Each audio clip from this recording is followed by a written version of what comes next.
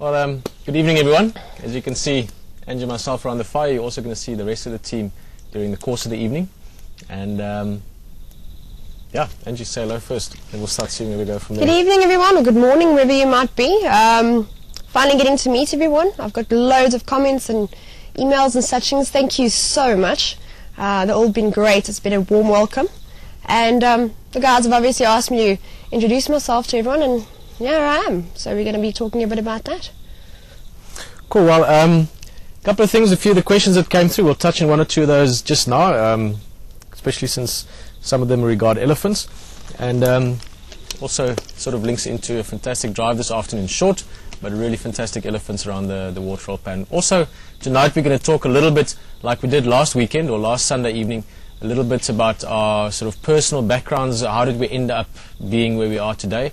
Rexon was really entertaining us fantastically. I was engrossed in what he was telling us this side, but the sound was a bit of a problem last week. This week it seems to be fine, and I'm sure it will be perfect for the rest of the time. So we're going to just, each of us, give you a little bit of background. Marco's going to come in at the end as well. Rexon's going to come after me, so we're going to swap around a little bit. And Angie, of course, also going to give us some of her background. Just to touch on some of those questions, quite a few people sent questions through. And so just to sort of touch on them in general, a few things. The elephant, the one was about trunks and how the trunks work. It sort of stood out to me a little bit just because we had a beautiful sight this evening with that elephant sniffing around in the dust.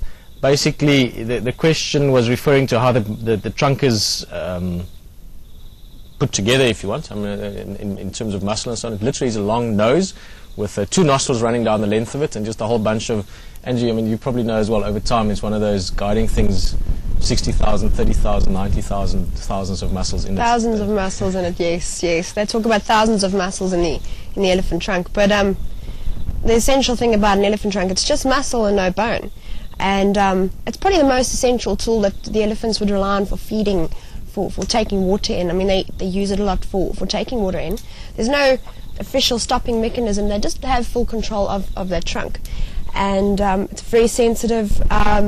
Something interesting as well, it shows a tendency more left and right than what we interpret the tusks to actually show left and right when they twist things off and when they grasp grass and branches. Just watch the direction they actually twist in. It shows you a bit of a tendency to which side they're inclined to use. Just a bit of extra information for interest on that. Peter, anything from your side on that? Not really. Chatting about, I was just thinking about one or two other things regarding elephants. A couple of other questions that were about as well. The one was, I think, quite an important one just to touch on. Asking, I was from Emma, about if a young elephant especially ever came up to the vehicle, you know, where they get a bit inquisitive. We've had it with everything from very small babies to big bulls. And they stretch their trunks out and they're sort of interacting with us, literally coming to have a look at us, whether we would ever want to touch them or reach out to them. Emma, and just in general, no, that wouldn't be what we want to do. Obviously, we're not going to not physically reach out and try and touch them, but obviously in terms of how we interact, we're not going to sort of chase them off. We're not going to say, no, we don't want you to have a look at us. I just think that would be quite rude, considering that we look at them all the time. So we're never going to try and physically interact and start playing with animals, if you want, but certainly the way we interact with them, I hope will encourage them to maybe have a look at us the same as we do at them.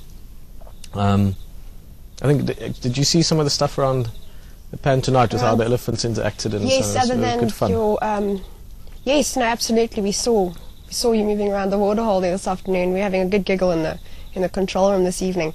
I think definitely the biggest thing is when we are observing animals, we need to remember we're in their environment. We need to respect that. If they want to approach, it's usually out of curiosity. Obviously, if you're not giving them any reason to feel threatened. So if they approach, it's fine. I think let them approach, don't approach them. If they try to touch, let them do that. Sometimes if you would try to reach out to an elephant or a lot of creatures, they might perceive that to be a threat and react in a bad way. The best is just to sit back and let them carry on, unless they start chewing on a body part. You know, that's understandable. But leave me alone. Let them, yeah. The problem with elephants in a trunk, they can hit hard with their trunk, so you're not inclined to want to touch it. But it's down to respect. Let them inspect and just monitor, observe. The odd thing is leave no footprints. Yeah, I think it's a very important thing, which obviously we do, but over the next few months and years there'll be more and more opportunities to maybe explain this, but it's exactly what Angie said just now. It's just to be part of it. In other words, like around that pan tonight, I'm just using that as an example because it sort of fitted in. But imagine it being a kudu or a rhino or another animal coming down to that waterhole and how you would interact with each other, and the elephants interacting with you in the same way. So it's more just sort of giving each other and allowing each other the right space and the right respect. But I think before we go into too many animal things tonight, we are going to sort of run through a little bit of our backgrounds. For the sake of time, I'm not going to go into my background too much tonight. We'll maybe do that another time again. Basically, my background is just long enough here now that I sort of feel like my background has been here, and I'm sure lots of people have picked up on some of that. I think much more from a curious point of view. I'm also quite curious. Angie's going to tell us a few things about her background, and then Rexon is going to come and tell us a bit more from what he was busy with last time as well. So, Angie, where are you from? What you doing? Where you going? All that kind of stuff. I don't we always wish we knew where we were going, right? But a little bit of background. It started very early. I grew up in the city, and I think it was my first year in school. We did a tour, we did a hike with the school, and parents and kids, you know, when you're about that big. And we'll put it this way, the first hike and the interest was there from the beginning. And, you know, it wasn't a big 5 reserve, it was small things. So doing a hike was what got me interested. One hike, and I was absolutely addicted. And the Can I interrupt you quickly? Sorry, yes. what age were you? I was 6. 6? Yeah, so like 6. literally starting school? I was first year in school, first hike, the first, you know, school outing. And maybe if it was a school outing to maybe a candy shop, I would have been a sugar addict, I don't know, but luckily it was a hike. And other thing is my mom, she had a knee operation, she couldn't keep up. So I used to stick around with her, and to entertain me and to get her breath back, she'd have a look around and she'd show me how baboons had knocked rocks over and lizards running around and flowers. So the small things, that is where my interest lies. It's in all the small things you see. Love the animals, but when you're not looking for animals, you can't always see the big 5. We all know this. So taking some time out and looking what else is actually going on. There are thousands of things going on in the bush if you just stop and look. So that's chewing basically on some what's silver cluster leaf leaves. Chewing on some silver cluster leaf leaves, like yes. For those who remember the trial game drive, testing is also a good way of checking out the bush. Yes, tasting. So and that's been nurtured. I've done everything I can to improve that knowledge, and it's definitely home. Bush is home. So in terms of future, I'm not exactly sure where or how. As long as it's in the bush, I'm going to be content on that. Cool.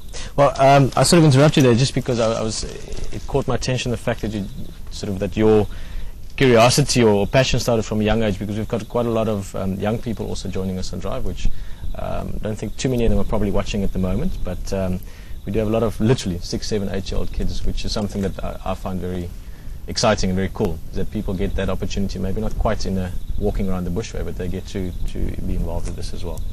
Andrew, I'm going to just sort of let you talk a little bit more. I'm going to jump out and get behind the camera. Thank you very much from my side. I'm not going to see you again from this side of the fire tonight. See you tomorrow morning on Drive. Everything should be cool. And just going to talk to you a bit more, and then Rexon will join in as well.